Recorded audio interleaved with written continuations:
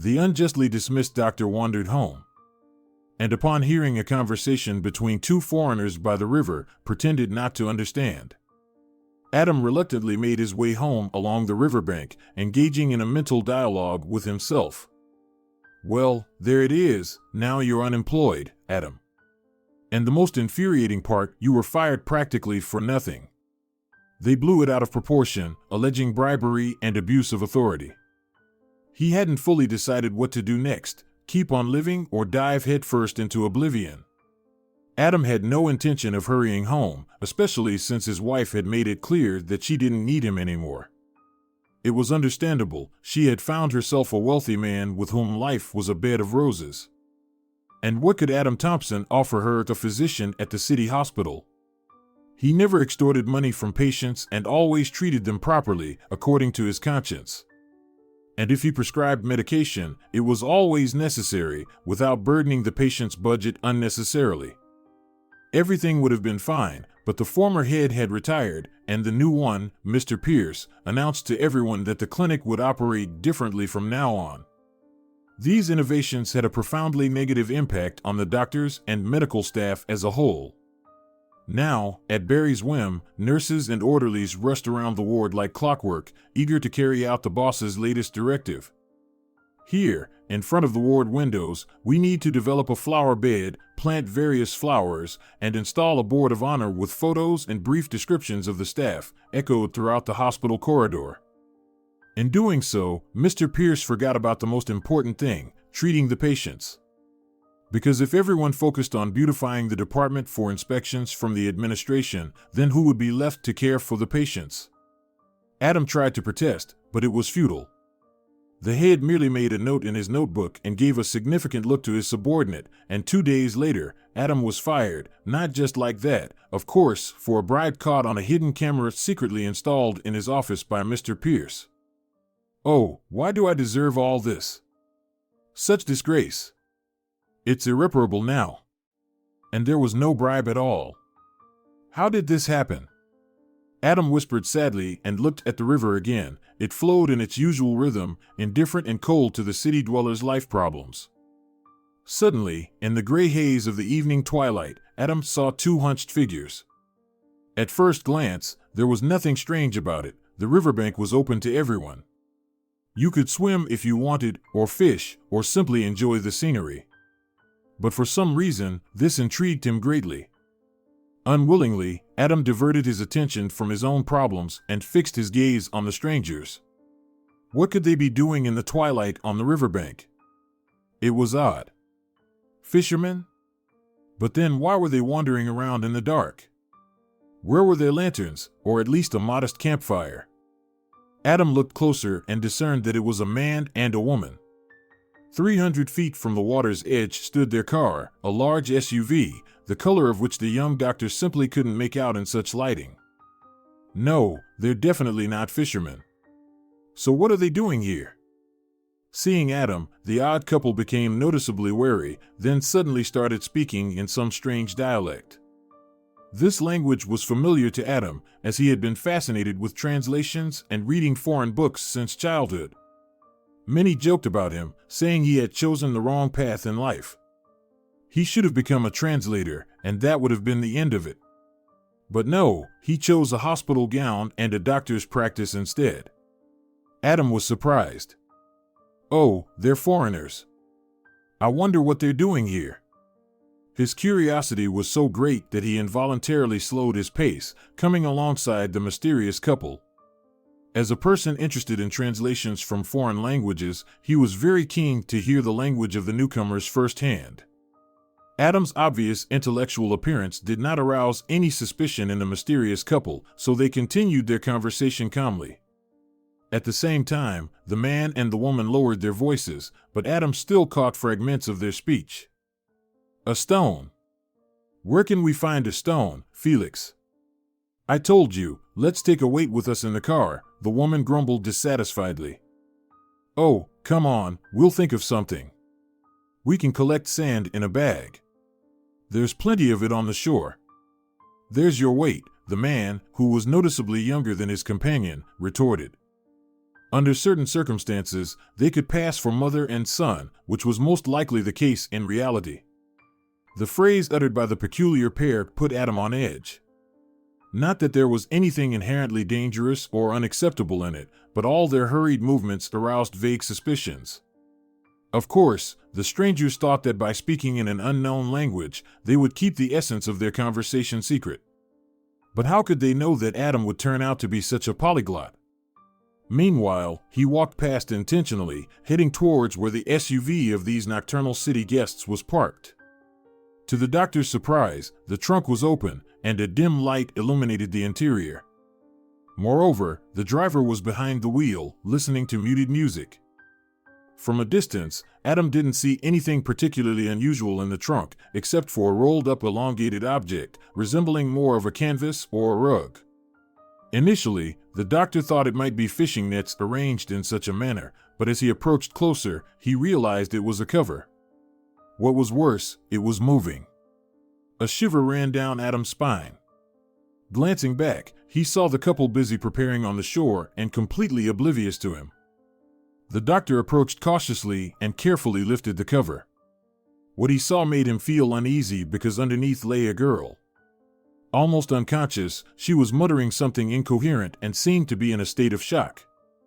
Adam reacted almost instinctively. He gently picked up the fragile stranger and hurried towards the nearest bushes. He knew time was short. As soon as these foreigners noticed the girl's absence, they would immediately start searching for her. Shoo, shoo. Hang in there. Quiet, just quiet, the doctor whispered as he moved towards the bushes. But as soon as Adam reached the edge of the thicket, an angry shout came from behind him. Moreover, it was in the doctor's own native language. Hey, stop. I said stop, who are you? But he only quickened his pace, fully aware that something very, very bad had happened on the shore. Luckily, the girl's limp body allowed Adam to carry her, especially since fear gave him strength. And he didn't know whether this couple was armed or not. Now he understood exactly what stones the foreigners were talking about on the shore. Most likely, these criminals were planning something terrible. Pushing through the bushes, Adam kept looking back, trying to stay behind tree trunks where he wouldn't be so visible. Behind him, he heard the crackle born from the crunch of twigs under the pursuer's feet. Adam knew he needed to reach the highway where he could hitch a ride, but there were still 1,000 feet to go through the open space. The voices of pursuers were getting closer. His heart pounded wildly, his mouth dry, sweat streaming down his face. In that moment, the doctor completely forgot about all his own problems and thought only of saving this unfortunate soul. He felt it, another minute, and the pursuers would catch up to him, and he would have to either confront them or surrender to the mercy of the victors. At that moment, Adam was incredibly lucky, as one of the passing cars suddenly veered off the road and parked on the shoulder. Loud music blared from the car, and moments later a group of young people emerged, clearly scouting for a parking spot. They're going to pull off the road and set up camp by the riverbank, Adam guessed. This circumstance greatly confused his pursuers, so they halted their chase and returned to their car. At that moment, Adam regretted for the first time not noting down their license plates. However, if he had done so, he probably wouldn't have been able to save the unfortunate woman in time. Realizing that the pursuers had left them alone, he summoned his remaining strength and made his way to the foreign car parked on the shoulder, from which loud music emanated. Seeing a tall man with glasses carrying an unconscious woman, the young people visibly grew nervous, and someone said, "Hey, man, what happened? Do you need help?" Adam took a deep breath, then said, "Yes, guys, I really do. Could you give me a ride home? It's nearby. I'll pay for it, I promise." "Oh, come on, no problem. Hop in, we'll just unload our gear, and I'll drive you right away. Let the guys set up camp here." "We were just planning a fishing trip with an overnight stay," the driver said briskly. Adam breathed a sigh of relief, and 10 minutes later, they were already driving towards his home. Adam didn't want to take the unfamiliar woman to the hospital. As a doctor, he could see that she didn't have any physical injuries. Perhaps the stranger was simply drunk or under the influence of sedatives. At home, Adam planned to administer an 4-drip to cleanse her bloodstream. He had experience with this, as his late mother had been ill for a long time and had essentially been a homebound patient living with her son. Unfortunately, Amanda had passed away 2 years ago, leaving her son an orphan. Fortunately for Adam, his wife Anna was not at home when he returned. She had packed her things and left for her new chosen one, whose calling was business and everything associated with it. Adam didn't envy him at all. All this commerce and entrepreneurship were alien to him, and he never understood them. His only passion remained medicine and foreign languages. Sometimes he even combined these two hobbies, translating medical books from foreign languages, particularly Latin, without which this science would be impossible. Naturally, Adam's endeavors were not of particular importance, but as he developed comprehensively, he felt that he was acquiring very valuable skills. Struggling to open the door, Adam brought the stranger into the house and laid her on the couch, then turned on the lights, washed his hands, and began preparing the 4-drip. By this time, the girl had almost regained consciousness, but she still didn't understand where she was or what had happened to her. "Shoo, quiet, lie down a little longer. I'll take care of everything now." Just like that. "It will get better soon." Skillfully setting up the drip for the stranger, Adam finally could take a breath. Besides the blood-purifying medication, it contained a sedative that would allow her to get some rest. Adam knew that in such cases, sleep was the best medicine. Since he hadn't sensed any smell of alcohol, he reasonably concluded that some poisoning had occurred. Sitting in the chair, he watched as the solution from the drip slowly flowed through the plastic tube, entering the patient's body through her vein. Unintentionally, Adam found himself sinking into an anxious memory, reliving what had happened to him a few hours ago. At first, it seemed to him that the day had started as usual, without any major issues or shocks. People came in for appointments, Adam examined them, gave recommendations, and prescribed medications. There were regular clients who occasionally ended up in the department due to seasonal weather changes, especially in spring and autumn. Today, Mrs. Jenkins came to see him, whom Adam had known since his school days. She had taught him a foreign language, instilling in him a love for translations and the exploration of the unknown. "Good morning, Adam. Please forgive me. That cough is bothering me again. It seems spring weakens the body. And when I came to the reception, I asked only about you. I don't need any other doctor," the elderly woman began as soon as she entered. Adam smiled. "Oh, you're too kind, Mrs. Jenkins. If something happens, go to another doctor, don't delay. We have excellent specialists here. And, you know, a doctor by default cannot be bad. You understand, it's how they teach us in medical school. The patient's health above all else, and everything else isn't so important." Mrs. Jenkins smiled, then rummaged in her old bag for something. After a few seconds, she pulled out an old book with a battered cover, titled in a foreign language. A sweet smile crossed Adam's face. "Do you still remember? Thank you so much. I just love reading books in their original language." His joy was so sincere that tears welled up in Mrs. Jenkins' eyes. Take it. I won't need it anymore, and neither will my children and grandchildren. They don't need translators now. All these fancy gadgets translate just as well as any person, so soon my profession will be completely unnecessary," Mrs. Jenkins waved off. "Oh, come on, Mrs. Jenkins. How can it be unnecessary? It's still very much needed. No machine can replace a human, I'm telling you. And especially you're a teacher sent from heaven. Whenever I remember your lessons, my heart warms," Adam confessed with feeling. They talked a little more, after which he took his stethoscope and began the examination. Naturally, he knew that Mrs. Jenkins' illness wasn't dangerous, but it still required attention and timely treatment. Because what you might miss today could turn into serious complications tomorrow. Since then, Mrs. Jenkins had become something like a mother figure to him. No, of course, they didn't live together, But when they met, they always talked about the past and the times when Adam was just beginning to unravel the mysteries of translating from foreign languages. Mrs. Jenkins herself considered him one of her best students. "You know, Adam, I've taught many, but such talent as yours, I've encountered for the first time. You could translate anything on the spot, and I deliberately gave you texts that were more challenging to test your abilities. But you, without even noticing it, translated and pleased me even more," the elderly woman confessed, wiping away a tear. Adam was just writing a prescription when he absent-mindedly nodded in a gesture of special gratitude. As always, the medications he prescribed were inexpensive and didn't shock patients with their prices on pharmacy shelves. The thing was, Adam was well-versed in pharmacology and knew budget-friendly alternatives to expensive drugs. "Oh, thank you, Adam, you saved me. I felt so bad earlier that I almost thought I'd have to call an ambulance. But then I changed my mind. I took a pill and made it through the night. And today, I came to see you, and also brought this book along to spoil you," Mrs. Jenkins said as a farewell.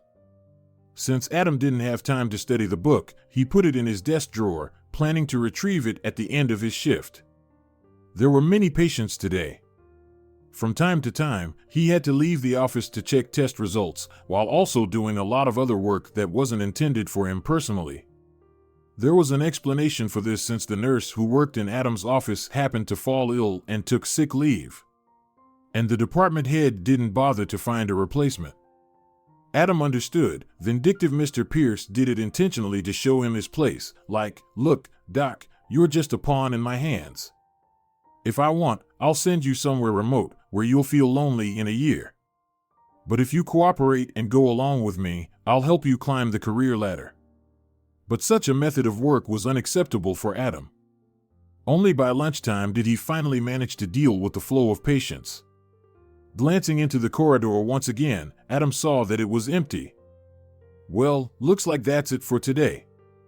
I can start working on patients' medical records," he thought. But as soon as he sat down at his desk, Mr. Pierce entered his office without knocking, accompanied by two men in police uniforms. Adam felt uneasy from surprise. "Something wrong, Mr. Pierce?" the therapist asked. The department head smirked. "Of course, something's wrong, Mr. Thompson. Now, please, show me what's in your desk." "Yes, that very book you're hiding on the shelf. Let's bring it out here." Still not understanding what was happening, Adam took out Mrs. Jenkins' gift and handed it to Mr. Pierce. But instead of taking it, the department head sneered and said, No, you open it yourself, but let everyone see what's inside." Only now did Adam realize that something bad was happening. With trembling hands, he opened the book and saw several banknotes of significant value between the pages. "So, a bribe is emerging, Doctor," one of the policemen said, starting to write a protocol. "But this isn't mine. And how dare you behave like this? This book was given to me as a gift. How could I know what's inside?" Adam protested, but Mr. Pierce just shook his head. "No need to, Adam, accept it. We all know about you for a long time. I recently installed a hidden camera in your office, so I saw perfectly well how that old lady handed you the book. You're quite a crafty one. Cleverly hiding money there. But we're not fools either. We put two and two together and understood what your maneuvers are for." "What are you talking about? What maneuvers?" Adam protested again.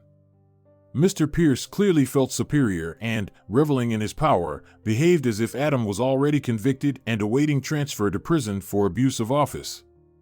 Of course, Adam understood that this was all a skillfully staged comedy, a setup.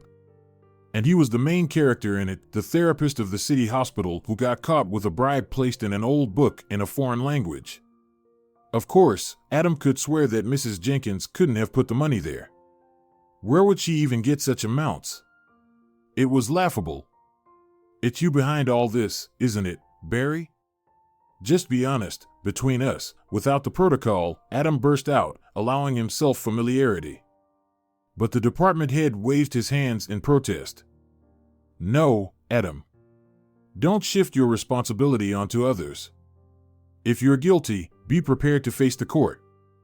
Yes, that's right. You won't get away with this so easily, Mr. Thompson. No, you're not a criminal in the direct sense of the word. But you should be ready for court. And also, during this time, I advise you not to leave the city and come to the interrogation at our first call, one of the policemen added with a nod. Adam paled and realized it was all over. Before his eyes flashed his entire life, schooling, university, residency, and now this caught taking a bribe he never accepted. Mr. Pierce reacted instantly and within an hour announced Adam's dismissal retroactively. I had to cover my bases, sorry. Why would I cast a shadow on my department? And as for putting a camera in your office, that was my personal initiative. I'm trying to keep an eye on everyone now, and the chief physician supports me in this.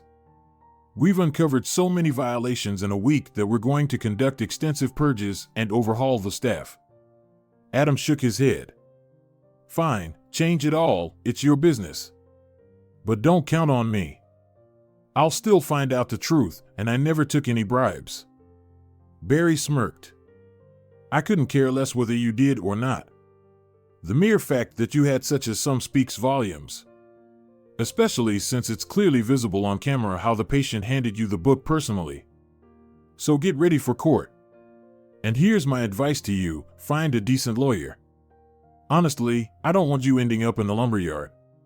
Can't say I was too fond of you, but you're a competent doctor. Anyway, I'll tell you this, trust in God, but don't mess up yourself, Adam. Adam gritted his teeth in pain but didn't respond to the jabs. Barely able to move his legs from exhaustion, he left the office without finishing his shift. And at home, another shock awaited him. Anna, his wife, had already packed her bags and was sitting on them, waiting for his return. What's going on? Are you going somewhere? Adam started from the doorway. Anna smiled meaningfully. Yes, I'm leaving, Adam. Leaving your life for good. I've had enough. Tired of living in poverty and waiting for you to get promoted. You're a good guy, don't take bribes, but I want to go to the sea and have a ring like Millie Parker's. And all you give me is cheap jewelry on our wedding anniversary and a bouquet of wildflowers on our anniversary. Adam paled. Struggling to take off his shoes, he sank into the nearby chair. He had no strength left to resist. Adam understood, his wife was leaving, and she was leaving irreversibly, forever.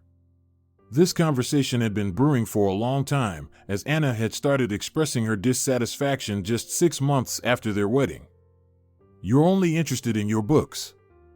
You should have taken a part-time job at a private clinic. You were offered, but no, you sit there, typing your translations. What does it matter what I do?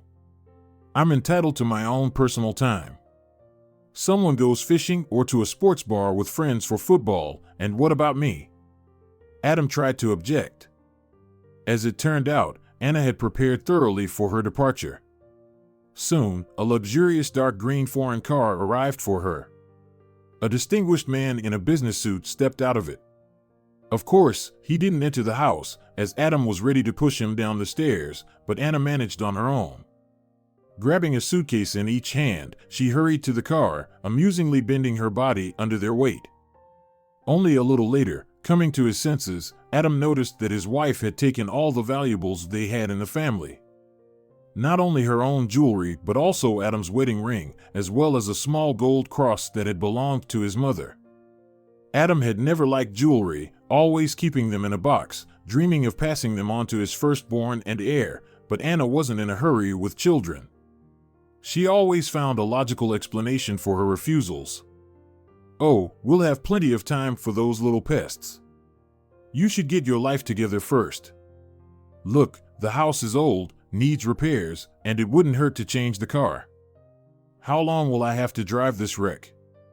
Adam just shook his head. It was easy for her to talk a layabout. But there he was, walking to work every day and only bought a car for the sake of his wife, to make it easier for her to get to the office where she worked as a secretary referent. Yeah, got a nice reward, can't deny that. And considering that a trial awaits ahead, I'm as lucky as a drowned man, Adam whispered sadly, sitting in his chair. At that moment, the stranger groaned softly, trying to turn onto her other side, but she didn't have the strength to ask for help, so she fell back asleep. Not to worry, hopefully the drip will help. Of course, it would be good to call an ambulance, but in that case, I'll have to explain where I found her and under what circumstances.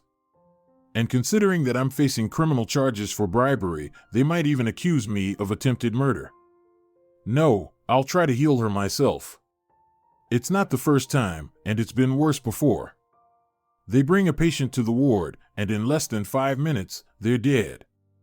But you set up a drip, prescribe the right medication, and you see, the person comes back to life. A sparkle returns to their eyes, Adam reassured himself. Throughout the night, he sat in the chair and watched over the stranger. He only managed to doze off towards morning, when his tortured mind finally succumbed to restless sleep. Adam woke up to a strange feeling he couldn't explain. Opening his eyes, he saw the girl he had saved standing opposite him, examining him with interest. "Good morning. Are you feeling better?" he cautiously asked. The stranger shrugged uncertainly, then said, "I guess I'm feeling somewhat better, but I don't know what happened to me."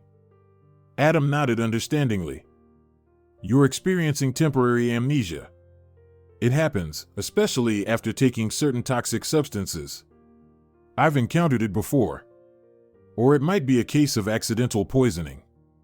In any case, don't worry. I'll set up a couple more drips for you towards evening and buy the necessary medications." The guest's face reflected genuine astonishment. "I'm sorry, but are you just taking it upon yourself to treat me like this? Who are you anyway? Do you even know what you're doing? What if you make things worse?" Adam smiled. "Oh, come on. I'm a local hospital general practitioner, and I won't harm you in any way. You can relax. Yesterday evening, I happened to be walking along the riverbank and saw some strangers. They were speaking in a foreign language and doing something incomprehensible. Then I noticed you in the SUV's cabin. Long story short, I picked you up and rushed to the road. Managed to get a lift, kind people helped." The stranger blushed with embarrassment. "Oh God, what happened to me? The river, the SUV, foreigners. Who am I? Maybe I'm a foreigner too?" Adam looked sympathetically at the guest. "Don't worry so much. Your memory will return. Maybe in a day, maybe in 2, but it will definitely come back. Right now, your body is under the influence of some toxic substance. Honestly, I don't know its origin, but we'll get rid of it from your blood with the help of drips, and then you'll feel better. In the meantime, just rest. By the way, would you like me to prepare breakfast for you?" At first, the girl nodded, then added, "Yes, I wouldn't mind. But can I cook it myself? I don't know why, but I have a strong desire to do something in the kitchen. Maybe in my past life, I was a chef, worked in a restaurant." Adam smiled. "Well, I don't know if you were a chef or not, but it seems unlikely that you're associated with the kitchen. Most likely, you worked somewhere in an office. Your appearance fits that. Besides, in restaurants, it's usually men who work in the kitchen. Well, it's just the way it is. The head chef is the star of the restaurant." The girl smiled and still went to the kitchen. Opening the refrigerator, she couldn't help but notice the austerity of the homeowner's life.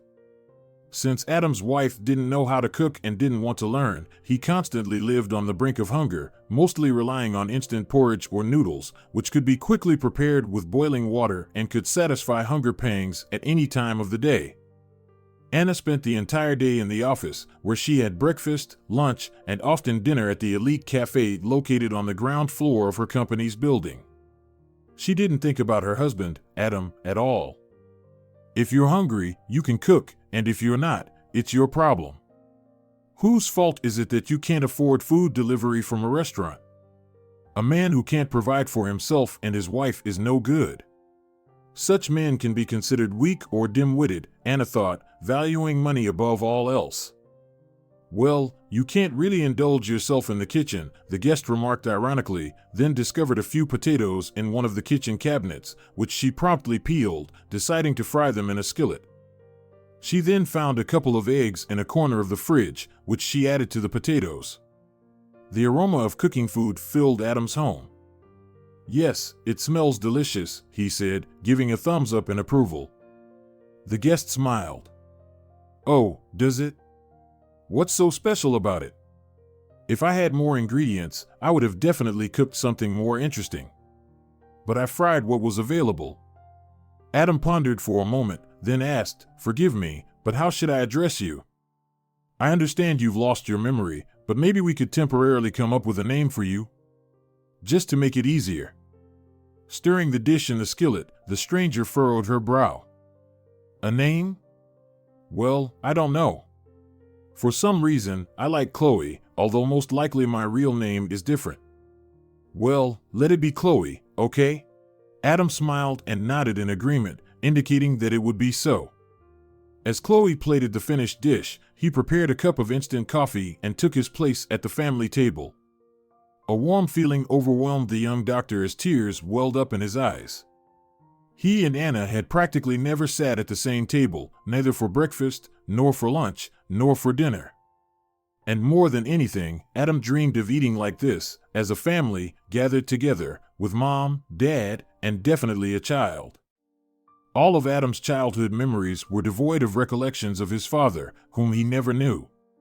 Therefore, at the table, little Adam always sat only with his mom, and the place where his father should have been always remained empty, evoking sadness and longing in the boy. Once, during an art class at school, he drew a table with the whole family, including his father, mother, and himself. However, instead of a face, he drew a featureless circle for his father, without eyes, nose, or mouth, as he couldn't even imagine what he looked like.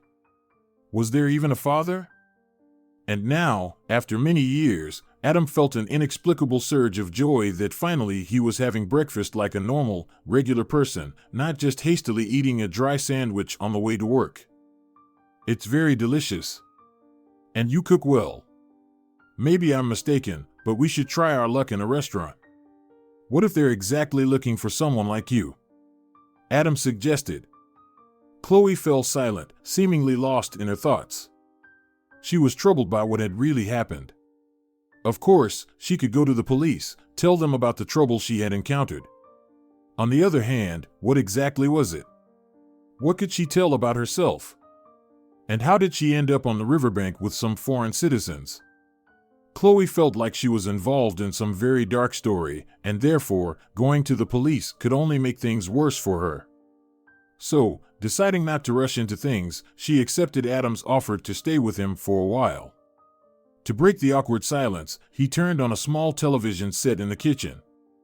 Local news was being broadcast, with the presenter talking about road repairs, replacing heating pipelines, and cutting down old trees that posed a threat to honest houses and power lines.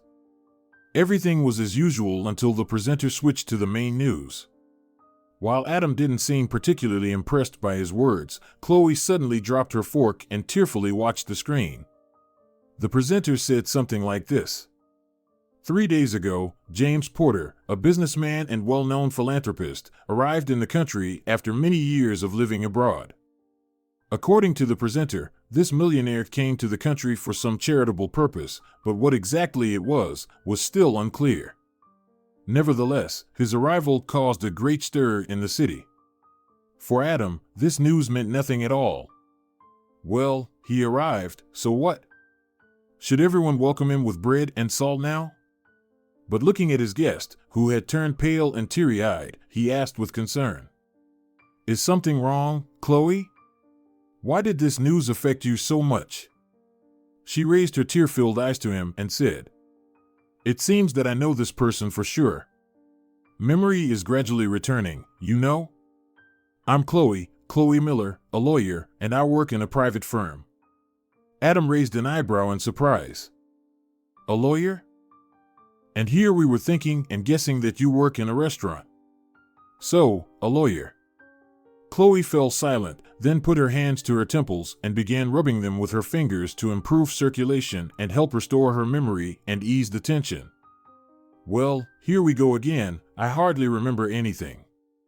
But I remembered my name and the name of this client who would have approached me. Saw the report and remembered everything. So, do you know this millionaire Porter? Adam asked in surprise. Chloe nodded. Yes, I do. He was definitely my client. He turned to me for help immediately upon arrival in the country. Interesting. What could connect you and this rich man? Adam asked. She looked up, then said, Well, I remembered that. Mr. Porter asked me to find a certain woman. Her last name was written in a notebook, and the notebook is missing. It's hard to remember the details. And why doesn't the memory come back all at once? Why does it come back in pieces? Adam sympathetically patted her shoulder. Calm down, it's not so bad. It may take a week or even more to fully recover. But you're making progress already. Look at how much you remembered at once, name, surname, and even that you're a lawyer and know this person. Now it's worth contacting your office to find out what's going on. Want me to go with you? Chloe looked visibly embarrassed. Would it really be convenient for you? It might take hours, you know. And what about your work? The young doctor sighed sadly and waved his hand. Yes, I have plenty of time now. Sorry I didn't tell you the whole truth from the start. I got fired. Long story short, it's shameful to talk about. But for a bribe I didn't take. I was framed, obviously. So here I was walking by the river. Of course, it's embarrassing to talk about such things, but I thought I'd dive into the abyss and never come back. You know, like an ostrich sticking its head in the sand, I wanted to hide from problems underwater. Silly, of course. Why silly? All sorts of things happen in life. As a lawyer, I've seen a lot, but I can't talk about it. You understand, professional ethics. Thank you so much for your help. I'm very grateful to you, and I'm sure you were simply slandered. Perhaps it was precisely these words that Adam needed at that moment, as they seemed to him a real delight to the ears and a balm to the heart when uttered by Chloe. Especially since the day before, all he had heard were unpleasant things, first from the department head, then from his own wife, who had left him for a wealthy lover. Having fortified himself thoroughly, Adam suggested to Chloe that they stroll through the city in search of her law firm. However, her memory still refused to provide her with all the information related to her personal life and work before the fateful incident on the riverbank. Using a search website to find the addresses of all the law firms in the city, Adam proposed to visit each one to help refresh Chloe's memory. But since walking was quite problematic, he suggested taking a taxi. No, of course, he could have used his wife's old car, but he didn't want to. He had long ago decided for himself, under no circumstances would he touch Anna's things after she had betrayed him so treacherously. As it turned out later, the desire to hire a taxi driver was the right choice in this situation. As soon as Chloe sat in the passenger seat, the driver turned around and said with a smile, "Ms. Miller, is it really you? Why not in your own car?" "No, please forgive me for being nosy, but I am very grateful to you. You saved me back then. I was facing real time for an accident I didn't commit. And you didn't hesitate, you collected evidence from the cameras and confiscated the dashcam from the accident witness. You completely demolished my opponents in court. So, no need for money, I'll take you wherever you want for free." Chloe looked at Adam in amazement and, shrugging, quietly said, "Well then, take me to work, please. You do remember where the office is located, don't you?" The taxi driver nodded and started the engine. Thus, unintentionally, Chloe learned where exactly she worked. There was a real commotion in the law firm. As it turned out, they had been searching for Chloe for several hours, trying to reach her on the phone. But since the girl didn't have her mobile phone with her, Adam guessed that it had been taken by the kidnappers. Seeing Chloe in the company of a slim, well-built, intellectual-looking man, the owner of the law firm immediately said, Chloe, you look great, of course. Don't you know we have a court hearing today? But instead, you're dealing with your personal problems. Where have you been? Why didn't you answer the phone? Taken aback, she faltered, but Adam immediately intervened. Listen, sir, I don't know who you are. Since you're so particular, you should know that Chloe has had a mishap. What mishap? The kind that someone tried to kill her. Moreover, Chloe has partially lost her memory, and now she needs time off. The boss frowned disapprovingly. And who are you, exactly? And why are you so freely using medical terms? I happen to be a doctor, a local hospital therapist. If you want, you can verify it. My name is Thompson, Adam Thompson, Adam replied confidently. The owner of the firm immediately waved his hands in protest. Oh no, no need, I believe you, of course. Everything's fine. Well, Chloe, get well soon. I'll hand your cases over to Catherine. She's a competent specialist, she'll figure things out. Get better and get ready for new cases. We'll postpone the trial for a week or two. Well, however it turns out. Chloe looked gratefully at Adam. In the past 2 days, he had already saved her twice. The first time from an assassination attempt, and the second time he cleverly cornered the boss, who had been allowing himself too much lately. Taking the key to the office, Chloe and Adam entered inside. Approaching the desk, she began examining the papers lying on it, trying to remember every detail of the day before the attempt on her life. Adam, behaving like a proper guest, stood quietly beside her, observing her office. Everything here was minimalistic yet tasteful. In the corner stood a large aquarium with fish swimming around, and even a small turtle exploring the imitation of the seabed. On the wall hung a small plasma screen and huge clocks with an electronic timer. So that's what it is, those snakes. And here I was wondering why they arranged to meet me at the cafe. Turns out it's not a cafe at all, but a roadside diner for bikers and truck drivers, exclaimed Chloe, clutching her head again. Adam approached and gently seated her in the chair. Easy, easy, not so fast. What happened, Chloe? Don't rush, or you'll feel bad again. She looked up at him with tearful eyes and then said, It's all those clients who came right after Mr. Porter. The businessman personally instructed me to find a woman named Amanda Allen during our meeting. That's whom I was searching for. And as soon as I made progress, that couple arranged to meet me. The man's name is Felix, and the woman's name is Martha. Adam frowned. How exactly did you say it? Allen? Yes, I even have a note with her name on the desk. What's the matter? The young doctor paled and started gasping for air as if he were a fish thrown onto the shore. Adam, what's wrong with you? Are you okay? Exclaimed Chloe, but he shook his head negatively. No, I don't need anything.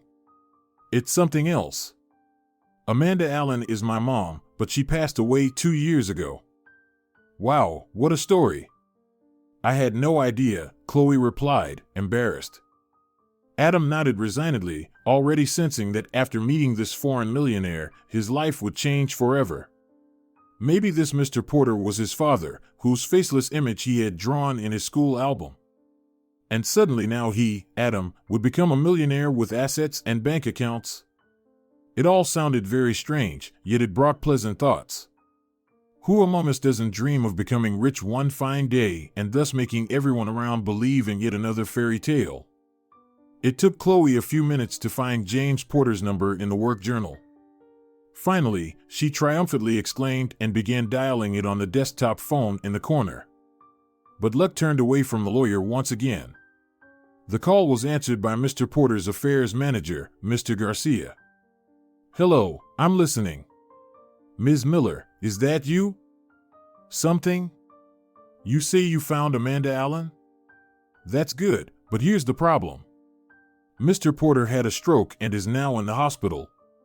Doctors did everything possible and literally pulled him back from the brink. Visits are limited for now, but I'll arrange an exception for you, especially since you have some information regarding the boss's request. What are you saying? You won't come yourself? All right, I'll inform security. That's it, I'm waiting. After hanging up, Chloe looked at Adam. Well, we're a bit late. Let's hope the businessman doesn't get worse. Adam, we need to hurry. Would you mind driving? There's the car in the parking lot. Can you see it? Wet asphalt color. Adam agreed without looking, and as he sat behind the wheel of Chloe's luxurious car, he couldn't help but feel a twinge of envy. Over the years working at the clinic, he had only managed to save up for an old clunker purchased for his wife. Well, it seems our lawyers make quite a bit, Adam remarked ironically. I wonder, what's your house like? Probably a 3-story mansion. Chloe smiled in response. Oh no, nothing like that. Just a regular house. And I bought the car on credit. You know, for status. I can't exactly show up to a business meeting in a cheap car, can I? So, I went into debt. Don't think all lawyers are rolling in money. Adam started the engine and smoothly pulled away. He drove confidently, taking care of both the car and its passenger. Say, why did Mr. Porter reach out to you? Adam inquired on their way to the hospital. I mean, you're a lawyer, not a private investigator. The girl pondered for a moment. It's my specialty. I deal with criminal cases, so I have some connections in the police. Mr. Porter decided to come to me, knowing that I won't betray his secret. Private investigators can be quite complex, and sometimes corrupt. You never know, they might switch sides for a better offer. But a lawyer can only act within the bounds of the law. Ah, I see, Adam nodded in understanding. In the hotel lobby, they were greeted by the security detail of the visiting businessman.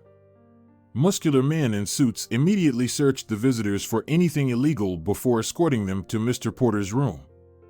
Fortunately, James Porter was conscious, and Chloe's arrival brought genuine joy to him. Oh, Ms. Miller has arrived. I suppose this conversation will be serious, Mr. Porter remarked. The guest ran her hand through her hair and said, Yes, Mr. Porter, I found Amanda Allen. Unfortunately, she passed away 2 years ago. And by the way, this is her son, Adam Thompson. And the last name, the businessman asked, forcing the question. Perhaps she gave the surname of one of her relatives. I don't even know why she did that, but I think you would know better, Chloe replied. The businessman looked at Adam with interest. Adam immediately felt uncomfortable. He's going to say I'm his son. Otherwise, why look for my mother, he thought. He already felt that's how it would be. His own blood called for him, craving the truth despite everything. Mr. Porter's lips trembled as he quietly asked Adam to come closer. Tears welled up in the man's eyes.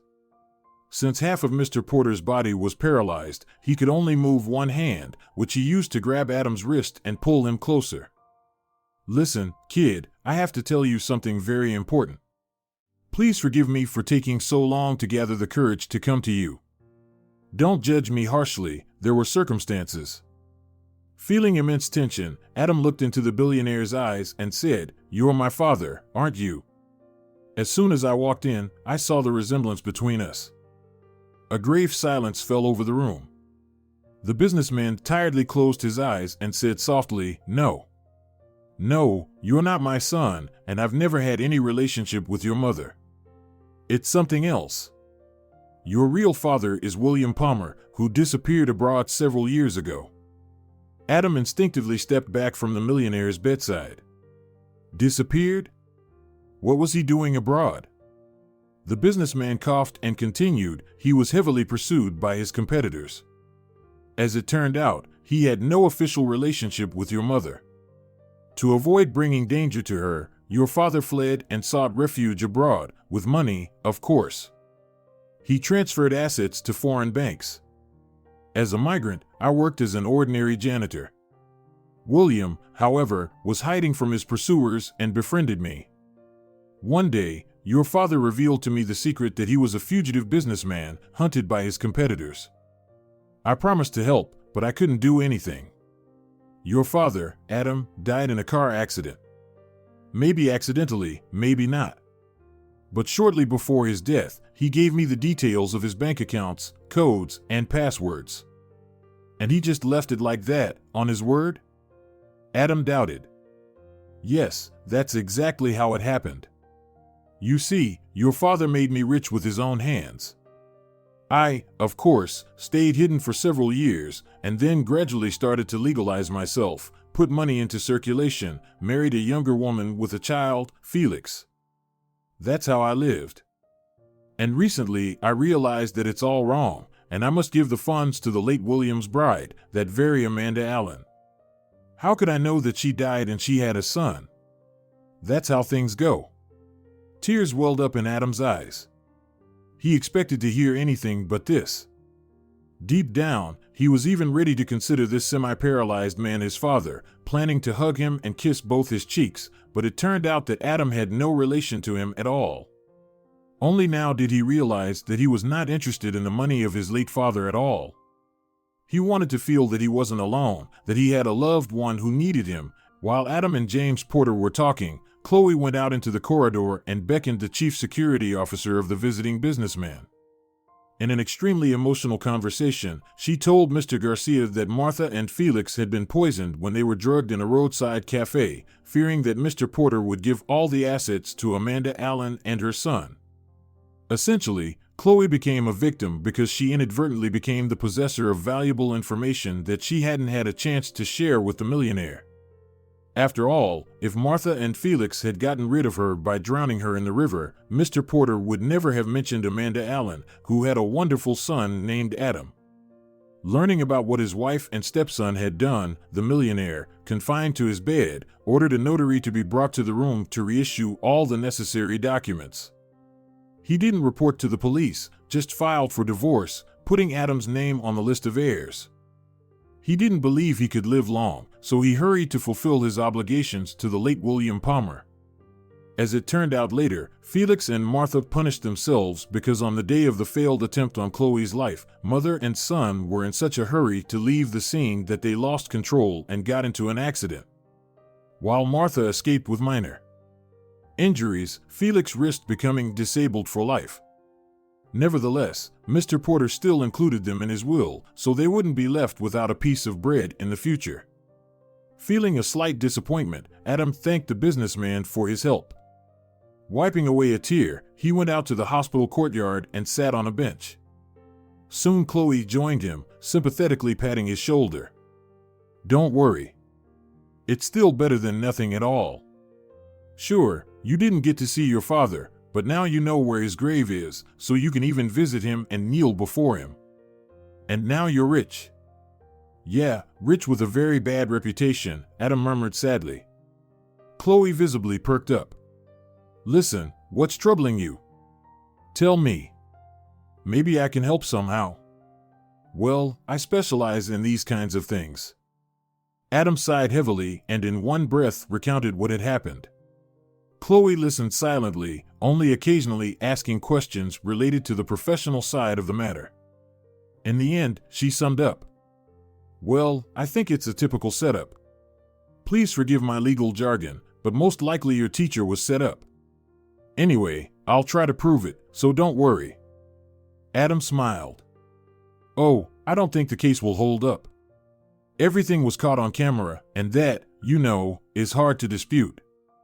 Chloe smiled mysteriously and asked for some time. Throughout the investigation, she behaved very professionally and assisted Adam in every way possible. It was Chloe who managed to dismantle the case before it even went to trial. As it turned out later, she was right, because the money in Mrs. Jenkins' book was planted by a neighbor who knew that the kind old lady intended to give it to her best student. Ironically, Mrs. Jenkins' young neighbor happened to be the mistress of the head of the department, Mr. Pierce. She stuffed the book with money before the elderly teacher went to the doctor's appointment. Thus, the note made in Adam's office didn't prove anything. Moreover, during the investigation, it was revealed that Adam's fingerprints were not on the money, but the mistress of Mr. Pierce had plenty of them. Apparently, she simply forgot to wear gloves, which, in fact, became the main mistake in this convoluted case. "Chloe, thank you so much. If it weren't for you, I don't even know how all of this would have ended for me, Adam said gratefully when he returned to his familiar therapeutic unit. Since Mr. Pierce was removed from his position, rumors immediately spread in the hospital that Adam might be up for a promotion. He wasn't particularly hopeful about it himself, but he looked optimistically towards the future. When Anna found out that her ex-husband had inherited a large fortune, she immediately tried to return, pretending that nothing special had happened. But instead of scenes of reconciliation and words of forgiveness, she received a divorce notice and a closed door, on which Adam had already changed the locks. After the incident at the clinic, Adam continued to communicate with Mr. Porter and treated him like a father figure. So what if his dad died abroad? After all, you can invent yourself a new father, like in a child's drawing, where instead of the parent's face, there was just an empty circle. About 6 months after meeting, Chloe and Adam got married, and they did it without any unnecessary pomp or attention-seeking factors.